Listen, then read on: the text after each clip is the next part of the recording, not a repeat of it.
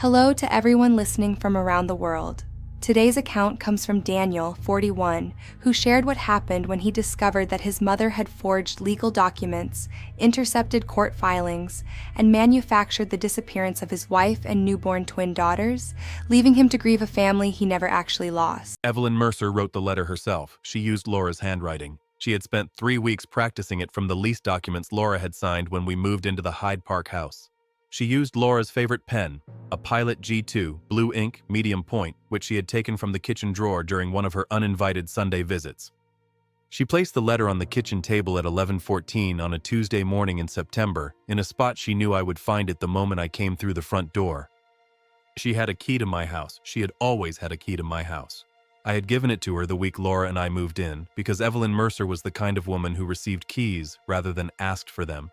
And I was, at 29 years old, still the kind of man who handed them over without thinking about what they opened. My name is Daniel Mercer. I am 41 years old. I am a construction project manager working out of an office on Edwards Road in the Norwood neighborhood of Cincinnati, Ohio. I have been doing this work for 15 years, which means I know how to read a set of plans, identify the load-bearing elements, and understand exactly which components, if removed, will bring the entire structure down. I should have applied that skill to my own family 6 years earlier. I did not.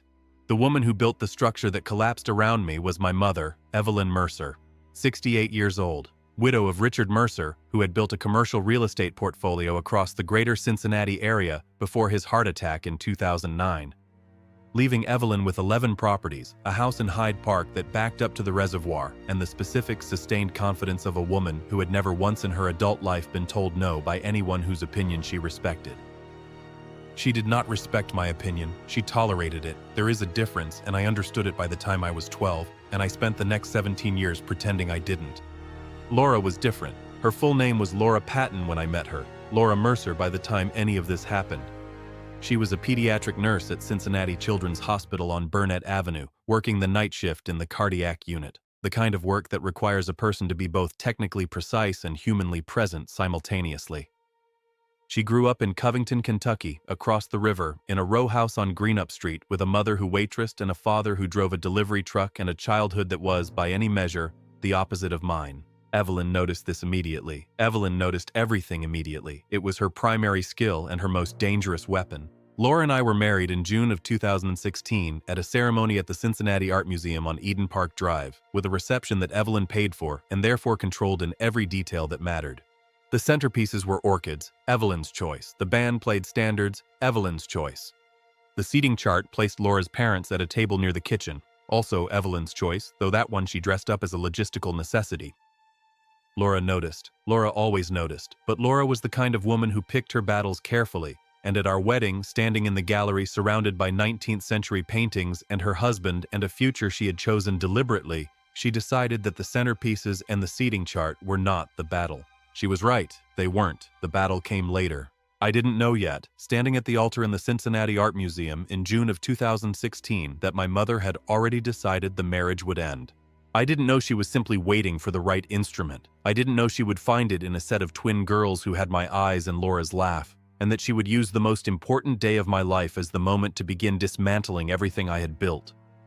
The twins were born on September 3, 2018, Nora and June Mercer, 6 pounds 4 ounces and 5 pounds 11 ounces respectively, born 14 minutes apart at the University of Cincinnati Medical Center on Albert Sabin Way. I was in the room. I held both of them within the first hour. Laura was exhausted and radiant in the specific way of a woman who has done something that required everything she had and is now resting in the knowledge that it was worth it. Evelyn arrived at the hospital at 2 in the afternoon. She brought flowers, white lilies arranged by the florist she used for every occasion, tied with a cream-colored ribbon.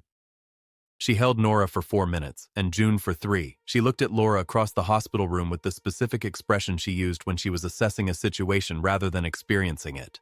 She kissed my cheek on the way out. "She's going to struggle," Evelyn said quietly at the door.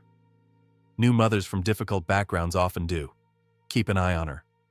I should have said something. I didn't. That was, I have come to understand, the moment I failed my family. Not 2 weeks later when I came home to the empty house. Not during the 6 years that followed. That moment, at the door of a hospital room, holding a cream-colored ribbon from a bunch of white lilies, was where the story turned, and I said nothing and let my mother walk out with her assessment and her plan fully intact. 2 weeks after Nora and June were born, I came home from a site visit in Mason at 6:15 on a Tuesday evening. The house was quiet. Not the quiet of sleeping babies. A different quiet. The kind that has texture and weight. I set my keys on the counter and stood in the kitchen for a moment, reading the quality of that silence the way you read a job site before you walk it, looking for the thing that's off. The high chair Laura had assembled the previous weekend was gone. The diaper bag that had lived on the hook by the back door was gone. The baby monitor on the kitchen counter was gone. The letter was on the kitchen table. It was written in blue ink on a piece of cream-colored stationery I didn't recognize. The handwriting was Laura's. The particular, slightly left-leaning cursive she used for personal notes, the one I had seen on birthday cards and grocery lists, and the label she'd written for the box of baby clothes she'd organized by size in the spare room. It said she couldn't do it, that the pressure was too much, that she had taken the girls to her sister's house in Florence, Kentucky, and needed time, and needed me not to contact her. I read it 3 times. Then I called Laura's sister, Beth, in Florence. Beth answered on the second ring. Her voice was careful, the careful voice of someone who has been told a story and is trying to honor it without fully believing it. "She's here, Danny. She's okay. She needs some time. Beth, I need to talk to her. She doesn't want to talk right now. Her babies are 2 weeks old. Beth, something is wrong. Danny," a pause. "She's made her decision. I think you need to respect that."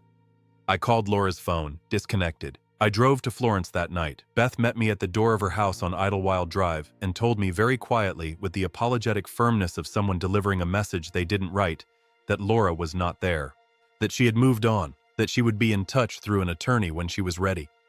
I drove home. I sat in the Hyde Park house in the dark for 2 hours. Then I called my mother. Evelyn arrived within 20 minutes. She sat across from me at the kitchen table, the same table where the letter had been. And she held my hands and told me that some women were not built for the demands of marriage and motherhood, that it was not my fault, that I would grieve and heal and move forward, that she would help me with everything. I believed her. I want to be precise about that. I believed my mother completely, not because I was foolish. I have never been a foolish man.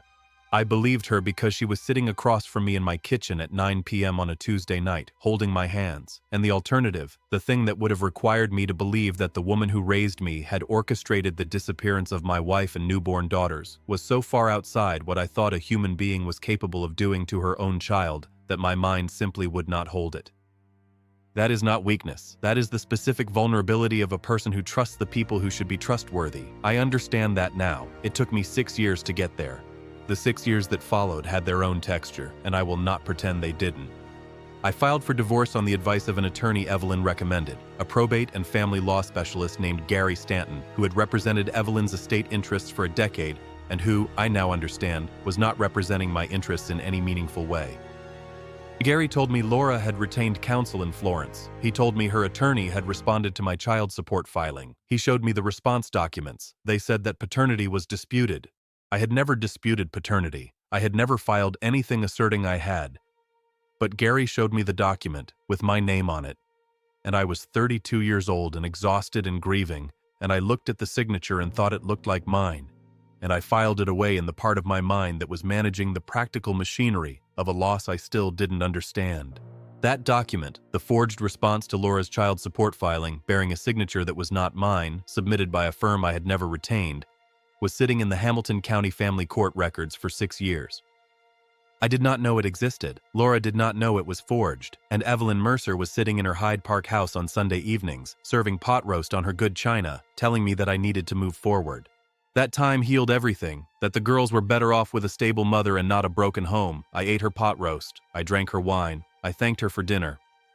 I didn't know yet what was in the filing. I didn't know yet about the notary, or the junior associate, or the intercepted correspondence. I didn't know yet that on a Wednesday evening in November, 6 years after that Tuesday night in September, I was going to turn on the television and find out that everything I had been told was wrong. I didn't know any of it. What I knew, sitting across from my mother at her Sunday dinner table for 6 years, was that I had 2 daughters somewhere who were growing up without me, and that I had accepted that as a consequence of Laura's choice. And that the specific, quiet grief of that acceptance had become so familiar, I had stopped recognizing it as grief at all. I had started to mistake it for peace. It wasn't peace. It was the absence of information. Welcome back to Sweet Family Revenge. Grab your snacks, get comfortable, and remember, the people in these accounts had every chance to behave themselves. They just chose wrong. Drop a comment and subscribe. You're going to love it here. Wednesday, November 6th, 7:22 p.m. I was eating leftover pasta at the kitchen counter of my apartment in Oakley, standing up because I lived alone and had for 6 years and had developed the specific habits of a man who eats standing up over a sink because there is no particular reason to set a place at a table for one person. The television was on in the other room. I had not been watching it. I had been listening to it the way you listen to something you're not paying attention to, as background, as company, as the sound of a world continuing to operate outside the walls of an apartment where nothing particularly interesting was happening. Then I heard a name. Laura Mercer. I set down the fork. I walked to the doorway between the kitchen and the living room.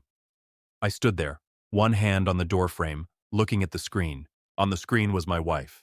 She was 38 years old, and she was sitting across from a news anchor in what appeared to be her place of business, a clean, organized office with a company sign visible on the wall behind her that read, Patton Home Health Care, which told me she had gone back to her maiden name. That detail landed in my chest with a weight I wasn't prepared for. She was wearing a dark blue blazer over a white shirt. Her hair was shorter than I remembered. Her expression was composed and warm, and carried the specific confidence of a woman who had been through something significant and had come through it knowing exactly who she was. Beside her, just outside the frame of the formal interview setup but visible at the edge of the shot, were two little girls, sitting on a small couch, 6 years old, dark hair, my eyes. I sat down on the living room floor. I am not sure why. My legs simply decided the floor was the appropriate place to be for whatever was about to happen. The interviewer asked Laura about the business. Laura answered clearly and specifically. 14 employees, home healthcare services across Hamilton and Kenton counties, started 4 years ago from a spare bedroom in her house in Covington. With a laptop and a nursing license and what she described, with a dry, quiet smile, as an extensive amount of stubbornness. The interviewer asked about the girls. Laura glanced toward the edge of the frame, toward Nora and June, who were occupied with something on a tablet and not paying attention to the camera. Then she looked back at the interviewer. Then, for just a moment, less than a second, the specific duration of a decision being made, she looked directly into the camera lens. I got up from the floor. I walked to the television and stood directly in front of it, close enough to see every detail of her face, close enough that the screen filled everything I could see. "I've never stopped hoping he'd find us," she said. The interviewer moved on. The segment continued. I did not hear the rest of it. I was already reaching for my phone. "I want to tell you what those 11 seconds felt like. Not because it is important to the sequence of events that followed. It isn't. But because I think you deserve to understand the specific quality of what happens to a person when 6 years of accepted grief is reclassified in a single moment. It is not relief. Relief implies that something bad has ended. This was not the ending of something bad. This was the discovery that something bad had been built around me like a room with no doors, and that I had been living in that room for 6 years, calling it my life, and that the walls were not real. It is not rage. Rage comes later. Rage requires information, and at 7:22 p.m. on a Wednesday in November, standing in my Oakley apartment, I did not yet have information. What I had was a phone number I had memorized and never deleted, a name on a television screen, and two little girls with dark hair and my eyes sitting on a couch at the edge of a camera frame. I called Laura's number. She answered on the third ring. "Hello?" Her voice was careful. She did not recognize the number. "Laura." My voice came out steady. I was not sure how. "It's Daniel." The silence that followed lasted 4 seconds. I counted. "Danny. I just saw you on Fox 19. Another silence, shorter. "I've been trying to reach you for 6 years, she said. The careful tone was gone. What replaced it was something that had been waiting a long time to come out. "Your attorney said you disputed paternity. There were documents, Danny. With your signature, I never disputed paternity. There were documents. I never signed anything. Laura, I never disputed paternity. I never told any attorney to file that. I came home and the house was empty and there was a letter." "What letter?" "On the kitchen table, in your handwriting, saying you'd taken the girls to Beth's." The silence this time was different. It was the silence of someone reconstructing something from the foundation up. "Danny." Her voice was very quiet. "I never wrote a letter. I never went to Beth's. I left with the girls because my attorney told me you had filed to dispute paternity, and I was scared, and I didn't know what was happening. Your attorney told you. A woman contacted me, said she was representing you, said there was a dispute and I should take the girls somewhere safe while the filing was being sorted. I tried to call you for weeks. My phone was... I stopped. Laura, I need to ask you something. Okay. Did my mother ever contact you directly? In those first weeks? The silence that followed was the longest one yet. Danny, she said, I think we need to talk in person. We met the following Saturday at a coffee shop on Madison Road in Oakley, a place called Deeper Roots that I had been going to for 3 years and which felt, on that particular Saturday morning, like the most important room I had ever sat in. Laura arrived at 9 a.m. exactly. She was wearing a dark green jacket and carrying a leather portfolio that I recognized as the kind nurses use for documentation. Organized, tabbed, ready for any eventuality. She had prepared for this meeting the way she prepared for everything. Completely. She sat down across from me. We looked at each other for a moment. 6 years is a specific amount of time. It is long enough to change a face and not long enough to make a face unrecognizable. I knew her. She knew me. We were both, in our own ways, a version of the people who had stood at an altar at the Cincinnati Art Museum in June of 2016. How are the girls? I asked. They're good. A pause. They ask about you. I told them there was a misunderstanding, that their father didn't know where we were. That's true. I know that now. She opened the portfolio. Inside were documents, organized chronologically, the way a nurse organizes a patient file. She had kept everything. Every filing, every response, every letter from every attorney, every phone record she had managed to preserve. She laid them on the table between us. The woman who contacted me, Laura said, the one who said she was representing you, I only ever spoke to her on the phone. She said her name was Patricia Holt. I looked her up later. There's no Patricia Holt licensed to practice family law in Ohio or Kentucky. My mother's building, I said slowly. There's a woman who works the front desk. Her name is Patricia. Laura looked at me steadily. The letter on your kitchen table, she said. I didn't write it. I have never written anything on cream-colored stationery in my life. A pause. Your mother gave me a box of it as a wedding gift. I sat with that for a moment. The coffee in front of me had gone cold. I had not touched it. The signature on the paternity dispute, I said. Can I see it? She found the document and slid it across the table. I looked at the signature. I had looked at it once before, in Gary Stanton's office, and accepted it. Looking at it now, looking at it as a man who was looking for a forgery, rather than a man who was too grief-stricken to question what he was being shown, I could see it. The D in Daniel was slightly too wide. The loop in the M of Mercer was closed where mine is always open. It was close. It was very close. But it was not my signature. I put the document down on the table. I need to call an attorney, I said. Not the one my mother recommended. If you've been listening for a while and want accounts like this to keep coming, it really helps when you hit that like button and subscribe. 97% of people never do, but it's what keeps this whole thing running. So, thank you. For real. Before I tell you about the attorney and the document examiner and what they found, I need to tell you about a Sunday dinner. It happened in the spring of 2021, 2.5 years into the 6 years of silence. I had driven to the Hyde Park house for Evelyn's standing Sunday dinner, the way I did most Sunday evenings, because routine is what a grieving man reaches for when everything else has been taken from him. Evelyn made her pot roast. She opened a bottle of Cabernet. She set the table with the good china, the china she used for every occasion that she considered worthy of the china, which was every occasion she controlled. We were halfway through dinner when Evelyn said something. She was talking about a colleague of Richard's, a man who had recently finalized a difficult divorce, and she said, with the particular, smooth authority she used when she was making a point she had rehearsed, "The children always land on their feet when the mother is capable. It's the fathers who struggle. Fathers grieve the absence. Mothers simply adapt and provide." She refilled her wine glass. "The girls will be fine, Danny," she said. "They have Laura. Whatever her faults as a wife, she was always going to be a capable mother. That's enough." I remember the specific way she said it, not as comfort. Evelyn rarely offered comfort without an agenda underneath it. She said it with the quiet satisfaction of a woman confirming something she already knew to be true. Not reassuring me. Confirming. I filed it. I did not know what to do with it. Whatever her faults as a wife. I had never told my mother that Laura had faults as a wife. I had never, in 6 years of Sunday dinners, described my marriage as anything other than one that had ended because Laura left. I had never given Evelyn a verdict on Laura's character as a spouse, because what verdict was I going to give? I had loved her. I had come home to an empty house. That was all I knew. Evelyn knew more than that, and in that one sentence, at that dinner table, in the spring of 2021, she had almost told me so. I sat across from her and finished my pot roast and said nothing, because I did not yet have the information that would have made that sentence mean what it meant. I had it now. I called Greg Hopper that afternoon after leaving Deeper Roots. Greg Hopper practiced family law out of an office on 4th Street in downtown Cincinnati in one of the older buildings near the courthouse, the kind of office that smelled like paper files and professional certainty.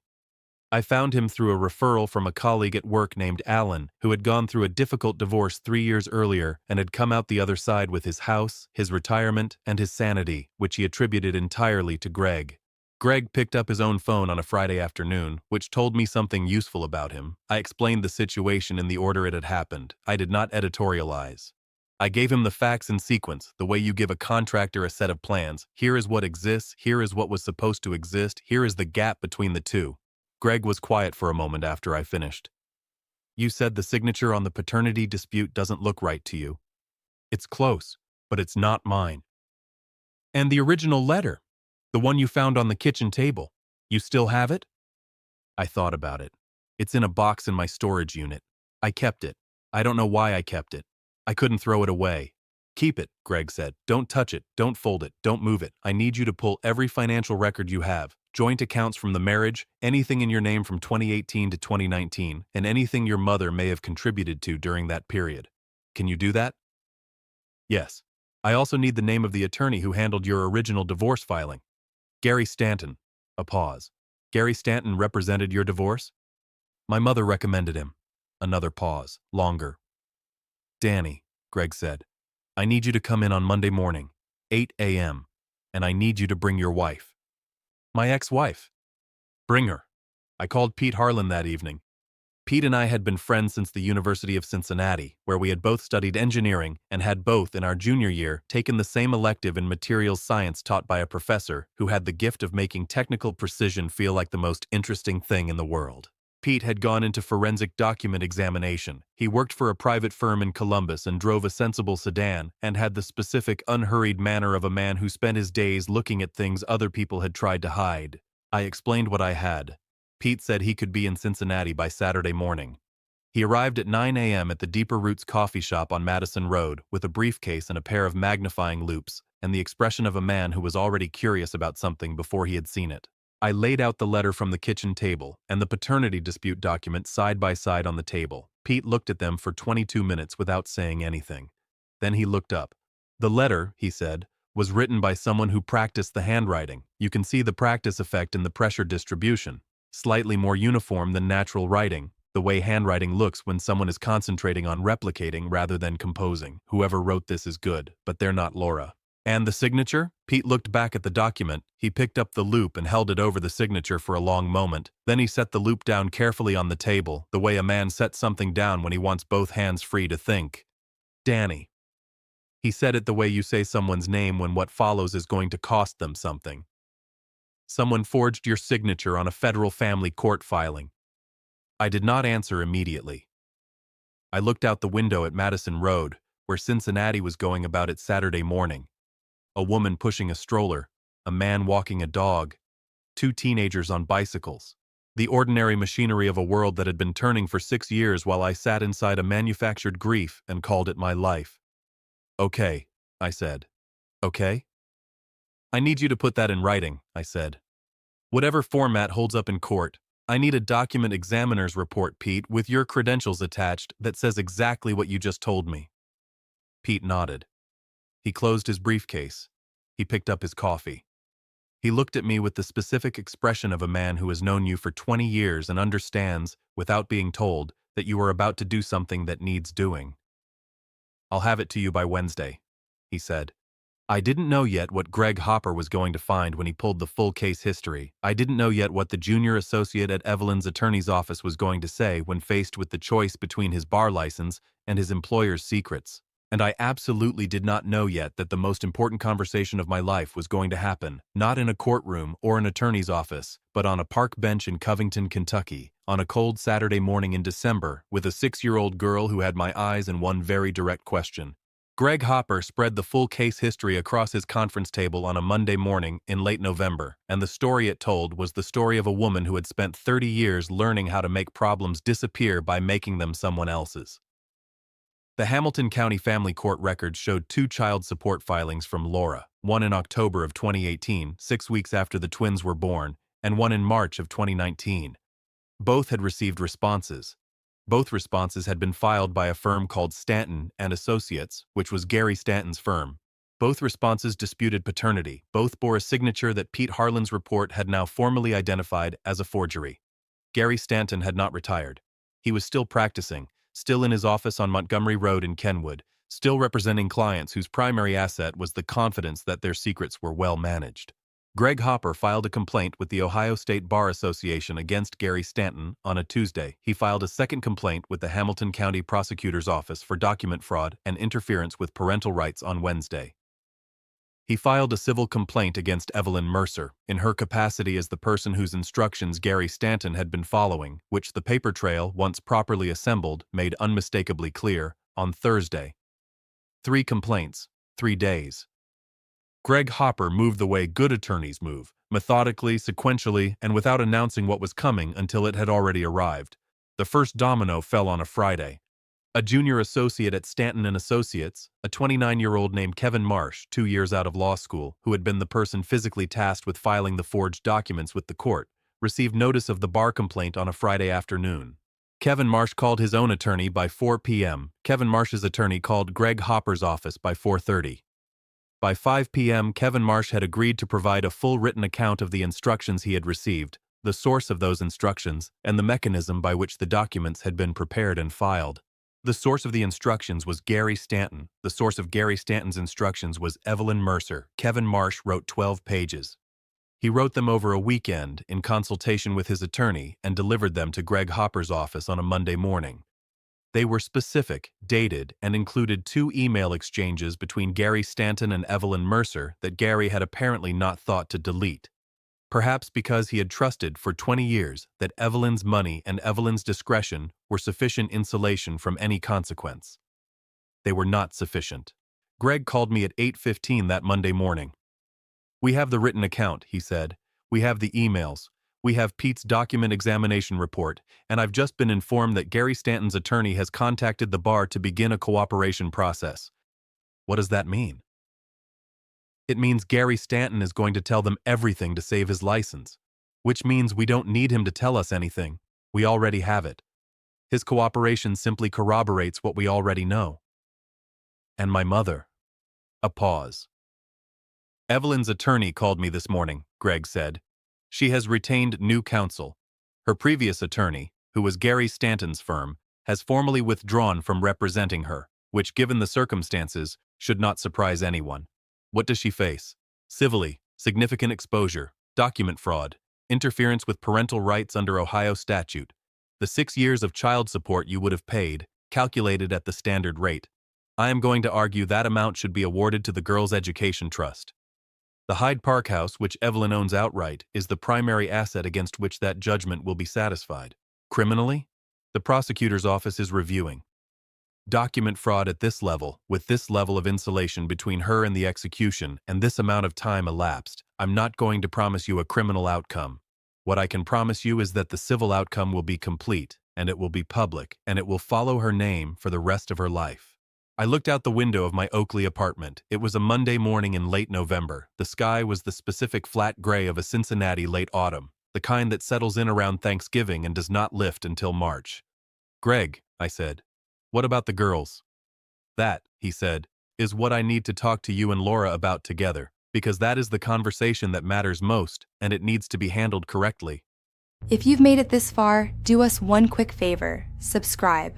A lot of people listen without ever doing it. It costs you nothing and means everything to us. Thank you, genuinely. Now, where were we? Laura and I met with Greg together the following Wednesday. We sat on the same side of the conference table, not by design, just by the natural arrangement of two people who were, for the first time in 6 years, moving in the same direction. Greg laid out the parental rights restoration process under Ohio law. He explained that Daniel Mercer had never legally relinquished parental rights. The forged documents had never actually terminated anything because they had been fraudulently filed and were therefore void. He explained that a petition for restoration of parental contact could be filed immediately, and that given the documented circumstances, he anticipated no opposition from the court. He also said something else. "The girls are 6 years old," he said. "The legal process will move at its own pace, but I want to be honest with both of you. What matters most here is not the legal outcome. It is the first conversation. How you handle the first meeting will shape everything that comes after it." Laura and I looked at each other across the conference table. "She told them there was a misunderstanding," I said, "that their father didn't know where they were." "That's what I told them," Laura said, "because that's what I believed, and because they deserved a version of the truth that didn't require them to understand things a 6-year-old shouldn't have to understand." "It's also accurate," I said. "Yes," she said, "it is." We agreed on a Saturday. We agreed on a park. We agreed on the park along the riverfront in Covington, Kentucky, because it was Laura's territory, her city, her side of the river, and because meeting the girls somewhere they felt safe was more important than anything else. I spent the 2 weeks between that Wednesday and that Saturday doing the work that needed doing and not thinking too hard about what I was going to say, because every version of what I might say sounded either insufficient or excessive. I eventually concluded that what a 6-year-old needed from a first meeting with her father was not a speech, it was a person, just a person, present, patient, there. The morning of December 14th was cold and clear. The kind of cold that has no ambiguity to it, not the damp cold of November, but the clean, sharp cold of December in the Ohio Valley, where the air comes off the river with a quality that makes everything feel specific and real. I drove across the Clay Wade Bailey Bridge from Cincinnati into Covington at 8:45 a.m. I parked on Riverside Drive and walked to the park along the river. I found the bench Laura had described, the one facing the river, with the Cincinnati skyline on the opposite bank, the one where she sometimes brought the girls on weekend mornings. I sat down. I put my hands in my jacket pockets. I waited. They arrived at 9:02. Laura first, coming along the river path with the specific, measured pace of a woman who has decided to walk at the speed that allows 2 6-year-olds to keep up. Nora on her left, June on her right. Both of them in winter jackets, Nora's red, June's navy blue. Both of them looking at the bench where I was sitting. Laura stopped about 10 feet away. She looked at me. I looked at her. She gave me the smallest possible nod, the nod of a woman who has assessed the situation and found it adequate. And she said quietly to the girls, "That's your dad." June looked at her mother. Then she looked at me. Then she looked at her sister. Nora looked at me directly, no hesitation, no looking away. She walked forward, not running, walking, with the deliberate pace of a child who has decided to approach something and is doing it on her own terms. She stopped 3 feet away from the bench and looked at me with the specific, unfiltered assessment of a child who has not yet learned to soften how she looks at people. "Did you know about us?" she asked. I have been in rooms where difficult things were said. I have heard doctors deliver diagnoses and attorneys deliver verdicts, and foremen deliver the news that a structure has failed and people are going to be affected by that failure. I have heard my mother tell me that my wife had left me, in a voice calibrated to sound like grief while being something else entirely. Nothing prepared me for a 6-year-old asking me that question in the clean, cold air of a December morning on a riverfront bench in Covington, Kentucky. Nothing could have. "No," I said, "and the day I found out, I came to find you." Nora looked at me for a long moment, then she sat down on the bench next to me. June watched her sister sit down, then June walked forward and sat on my other side. Laura stood on the path 10 feet away, watching. I did not look at her. I was looking at the Cincinnati skyline across the river, and the two small people sitting beside me, who had my eyes and their mother's patience, and the specific, particular quality of a December morning on a riverfront bench that I knew, with the certainty of a man who has spent his life reading structures, I would remember for the rest of my life. We sat for a while. We didn't say much. It was, I think, exactly right. Here is what I have come to understand about the 6 years I spent inside my mother's architecture of deception. I was not a passive participant. I want to be honest about that. Evelyn Mercer built something elaborate and sustained and cruel. Evelyn Mercer built something elaborate and sustained and cruel. She forged documents and fabricated correspondence and deployed the specific authority of a mother over a son who had never fully learned to question her. But she did not build it in a vacuum. She built it in the space I gave her, which was considerable. I gave her a key to my house. I accepted a letter without questioning its stationery. I hired the attorney she recommended without interviewing a second one. I sat at her dinner table for 6 years and ate her pot roast and called the absence of my daughters a grief I had learned to live with rather than a crime I should have investigated. That is not guilt. I want to be clear about the difference between guilt and responsibility. Guilt implies that I chose this, that I had the information and made the wrong decision. I did not have the information. What I had, for 6 years, was a manufactured version of events constructed specifically to withstand my scrutiny by someone who had spent 30 years learning what I would and would not question. What I had was trust in the wrong person. That is not the same as guilt, but it is also not the same as innocence. It is something in between, and I think it is important to name it accurately because the temptation when you are the wronged party in a story like this is to cast yourself as entirely without agency. As a man things happened to, rather than a man who made choices that allowed things to happen. I made choices. I chose every Sunday for 6 years to sit across from a woman who had stolen my family and call it healing. I chose not to hire a second attorney. I chose not to look harder at the signature on a document that didn't look entirely right. I chose those things because I was grieving, and because I trusted my mother, and because the alternative was unthinkable to me. The alternative was true. Here is what I want to tell you about Evelyn Mercer. Not what she deserves, the civil judgment will address what she deserves, and the public record will hold it. What I want to tell you is what I learned about the specific kind of person she is, because I think it is useful. Evelyn did not hate Laura. That is the important thing to understand. This was not a story driven by hatred. Evelyn loved me, in the way that controlling people love, as a function of ownership rather than connection. Laura was a threat not because she was bad, but because she was good in a way that made Evelyn's version of love look inadequate by comparison. Laura was warm and direct, and entirely unimpressed by Evelyn's china and Evelyn's centerpieces and Evelyn's carefully managed version of a family. And Evelyn, who had spent 30 years managing everything around her, could not manage Laura, so she removed her. This is what happens when a person mistakes control for love and loses access to the thing they were trying to control. They do not grieve it, they eliminate it.